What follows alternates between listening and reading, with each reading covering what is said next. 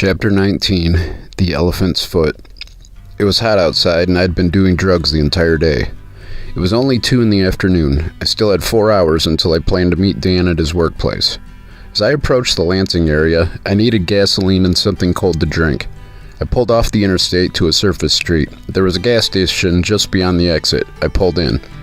As I sat in the parking lot and drank my slushie through a straw, I suddenly felt something in my mouth as it popped between my teeth. My brain flashed instantly to the swarm of fat brown beetles all over the gas station windows and flying around above the slushie machines inside the gas station. I quickly pulled the lid from the drink and I spit the mouthful of red liquid back into the cup. I looked through the transparent plastic and saw what caused me to spit out the drink. While I sorted through my inboxes, I read a message from someone who lived out in the country on the northwest side of Lansing. It was an invitation and I agreed to stop at his house. It was still a couple hours until I could meet Dan. I sent a text with an ETA and I drove the 30 minutes to reach the house. Despite other houses dotting the gravel road, I found myself in an isolated country area as I pulled up to the house. The homeowner, dressed as a biker, greeted me at the door. The homeowner's leather jacket matched the multiple motorcycles parked in the front yard. It must have been a pain for a motorcycle enthusiast to deal with nothing but gravel roads for 5 miles in every direction. From the neck down, the homeowner could blend in perfectly at a biker bar. Jeans, boots, a belt with a large metal buckle, a leather jacket, and a t-shirt. From the neck up, the homeowner was more suited for a show bar. Long black hair, hoop earrings, false eyelashes, and a full face of makeup. The two of us sat and talked in the old farmhouse. Mementos and photographs were everywhere, and the furniture looked antique, like family heirlooms. There was no electricity in the house, no lights and no air conditioning. We couldn't sit outside and talk as the mosquitoes were plentiful and very painful. I was already bitten by at least 4 mosquitoes as I walked up to the house when I arrived. I haven't had power since the storm came through the other night. As we sat and talked, sweat poured from me. I took off my clothes in an attempt to cool down. I continued to drip sweat everywhere. I wiped myself off continuously. I was fully undressed and I couldn't cool down at all. "Can I get you a towel?" As we talked, the homeowner's eyes suddenly brightened. His demeanor changed. It was as if the homeowner suddenly remembered something. "I have to show you what I've been working on upstairs. You'll love it." I didn't think twice about it. I wrapped the towel around my waist and I followed the homeowner through the 2 cluttered rooms to the stairs. I insisted the homeowner lead the way up the stairs. It was dark without electricity. I wasn't afraid of becoming a victim of a serial killer. I was far more concerned with tripping on one of the steps as I went upstairs. The old wooden steps creaked and cracked as we ascended. There was a strange alcove at the top of the stairs. It looked like something was missing. "You ready for this?" Sure." As the door pushed open, I saw light coming through to the top of the steps. I figured there must have been a few large windows supplying light to the top floor of the old farmhouse, and my assumption was accurate. Light illuminated the entire upstairs of the house. I walked into a creation which I had never seen before. I was amazed and impressed. I knew my facial expression had not gone unnoticed. "Do you like it? I've been constructing it for a long time. It isn't done, but here, let me show you around." The entire upstairs of the house was one large room. There was a vaulted ceiling where the roof came to a high point. Each corner of the area seemed to serve as a special station of its own. The light, which shone through the large windows on 3 sides of the room, illuminated everything. The paint was rainbow-colored everywhere. There were rainbow glittery ribbons and ropes strung from all the walls and the ceiling. From locations throughout the rainbows and ropes, there were large bolts in the ceiling and on the walls. The bolts held chains. Some chains ran along the walls. Shackles were at the end of the chains. Some chains and shackles were suspended and hanging freely above a bed in one corner of the room and above an examination table in another. There was a sex swing and an inversion table. There were various platforms and support devices. There were chairs, some with restraints and others positioned as if for observation. The quality and work that had to have gone into that immaculate and intricate sex dungeon was nothing short of expert. This is amazing. I may use the area at the top of the stairs for some sort of ticket booth. What's that door at the far side of the room? Go ahead, open it. Just be sure to step back as you do. I opened the door. There was nothing beyond the door except the outside. The door opened to a view of the backyard. There was a drop-off just beyond the doorway. I walked to the edge. It was a long drop down to the backyard.